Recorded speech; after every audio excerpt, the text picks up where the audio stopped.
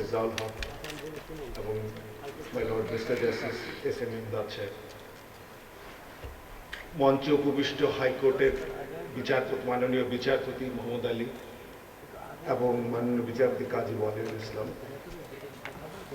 এবং আমাদের সুপ্রিম কোর্টে বর্তমানে সবচেয়ে সিনিয়র আইনজীবী এবং আমার বাবার খুব ঘনিষ্ঠ বন্ধু, যাকে আমি ছোটবেলা থেকে চাচা বলেই ডাকতাম, এখনো ডাকি চাচা বলে। এবং বাসার আমাদের বাবার সাথে বাবাদের কোনো কিছু যদি পরামর্শ করতে হয়, বাবা ওনাকেই ফোন করতেন, ওনাকেই ডাকতেন, ব্যারিস্টার জমিরুদ্দিন সরকার সাহেব। আজকে আমার কিন্তু কোনো বক্তব্য দেওয়ার কথা ছিল না। যখন প্রথম আমাকে বলা হয়, অনুরোধ করা হয় এই প্রোগ্রামের জন্য, তখন আমি বলেছিলাম আমি একটা শর্তে যাব, আমি শ্রোতা হব, আমি কোনো বক্তা হব না। কিন্তু বিজ্ঞ আইনজীবী বদরুদ্দোজা স্যার বেকায়দায় ফেলে দিয়েছেন। আমার শর্তই ছিল যে আমি কোনো বক্তব্য দেব না, আমি শুনবো এবং দেখব। কারণ যে বোঝা আমার কাঁধে এখন, আমি আল্লাহকে বারবার বলি যে আল্লাহ আমাকে বইবার শক্তি দাও। খুব কঠিন বোঝা আমার জন্য, আমার বাবার হয়ে আপনাদের সামনে দাঁড়িয়ে কথা বলা। এক হচ্ছে আমি আমার বাবার কাছাকাছি তো না, ন্যূনতম কাছাকাছি পর্যায়ে নেই। দ্বিতীয় কথা হচ্ছে বাবার এই শোককে হজম করে ওনার সম্বন্ধে বলা আমার জন্য খুব কঠিন।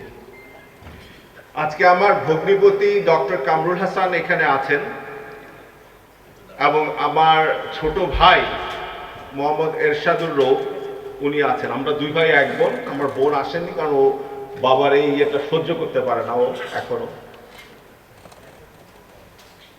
ডাক্তার সাহেব একটু দাঁড়াবেন আপনার, সবাই যাতে দেখে আপনাদের দুজনকেই।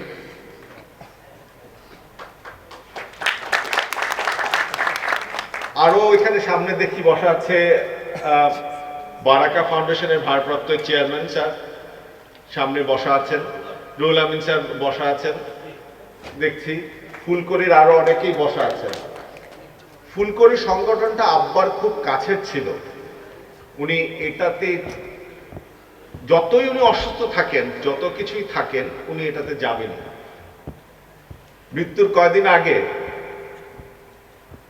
আব্বা এই ফুলকড়িতে যেতে চাচ্ছেন, তখন ওনার হার্টবিটটা খুব খারাপ অবস্থায়। আমাকে বাসার থেকে ফোন করা হলো, বলে যে বাবা মানছেন না, যাবেন ওখানে।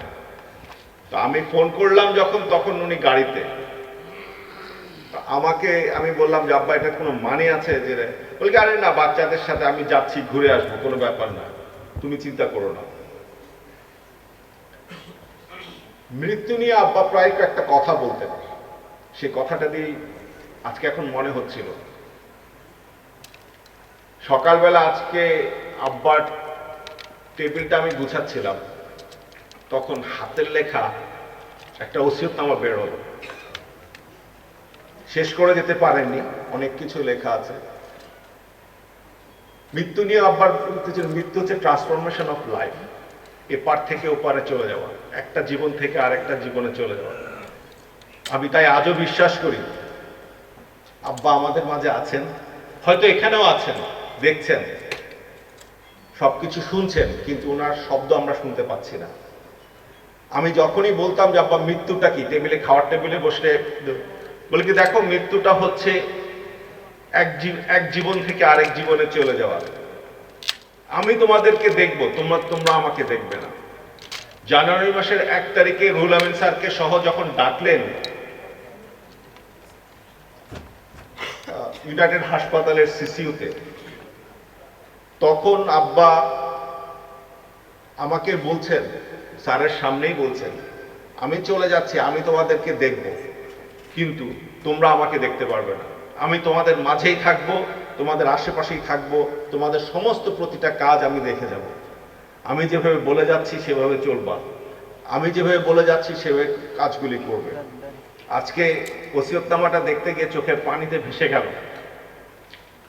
ওখানেও বলে গেছেন 100টা বাচ্চাকে প্রতি বছর স্কলারশিপ দেওয়ার জন্য কাকে কিভাবে করতে হবে সব গুছিয়ে দিয়ে গেছেন। তা আপনারা আমি আশা করব ফুলকড়ি আমার বাবাকে তাদের কাজের মাধ্যমে মনে করবে। ফুলকড়ির বিভিন্ন প্রোগ্রাম, বিভিন্ন অনুষ্ঠান এবং ওনার যে সংগঠন বারাকা ফাউন্ডেশন ছিল, বারাকা হাসপাতালগুলো ছিল, স্যার যেটা প্রফেসর রুহুল আমিন স্যার এখন এটার দায়িত্ব নিচ্ছেন, আমি যেটা শুনতে পাচ্ছি সবচেয়ে ছিল সুপার স্পেশালাইজ হাসপাতাল যেটা করার কথা ছিল, যেটা নিয়ে ওনার স্বপ্ন ছিল। আমার ভগ্নিপতিকে বলতেন, যখন নার্সরা চিকিৎসা দিত, আমার ভগ্নিপতিকে বলতেন যে আচ্ছা এই নার্সগুলো আমি কিভাবে পাবো আমার হাসপাতালে। উনি তখন খুব অসুস্থ। তা আমার ভগ্নিপতি বলে, আব্বা আপনি একটু সুস্থ হন, আমরাই ব্যবস্থা করবো এই নার্সগুলো নেওয়ার ইউনাইটেড হাসপাতালে। উনি দেশের চিকিৎসা সেবাটাকে একটা অন্য পর্যায়ে নিয়ে যাওয়ার একটা প্ল্যান ছিল। আশা করি বারাকা ফাউন্ডেশন সেই লিডটা নিবে। অলরেডি 3টা হাসপাতাল রান করছে, এটা 4র্থ হাসপাতাল হয়তো বা হবে ওনাদের, স্পেশালাইজ হাসপাতাল, যেখানে এই 3টা থেকে স্পেশালাইজ পেশেন্টগুলো ওখানে যাওয়ার কথা। আমরাই সবার কাছে অনুরোধ, সময় সংক্ষিপ্ত, আমি বাড়াবো না, সবার বক্তব্য আমি শোনার জন্য অধীর আক্ষেপে বসে আছি। আমি অনুরোধ করব সবাই আপনারা আব্বার জন্য দোয়া করবেন। আব্বার যাতে যে উদ্দেশ্যগুলা নিয়ে আব্বা এই অর্গানাইজেশনগুলো করে দিয়ে গেছেন, যে উদ্দেশ্য নিয়ে আব্বা তার রিটায়ারমেন্টের পরেই বলবো যে এই অর্গানাইজেশনগুলো তিল তিল করে গড়েছেন, সেই উদ্দেশ্যগুলো দয়া করে পালন করার চেষ্টা করবেন। আমার সাহায্য লাগলে আমি আছি আপনাদের সাথে, আমি থাকবো আপনাদের সাথে। আমি যত রকমের সাহায্য আমার পক্ষে সম্ভব হয়, আমার পরিবারেতে আমার ভগ্নিপতি, আমার ভাই, আমার স্ত্রীরা, আমাদের 2 ভাইয়ের স্ত্রী, আমার বোন, আমরা যতটুকু সম্ভব আমাদের পক্ষে করা সম্ভব আমরা পরিপূর্ণভাবে সেটা করব।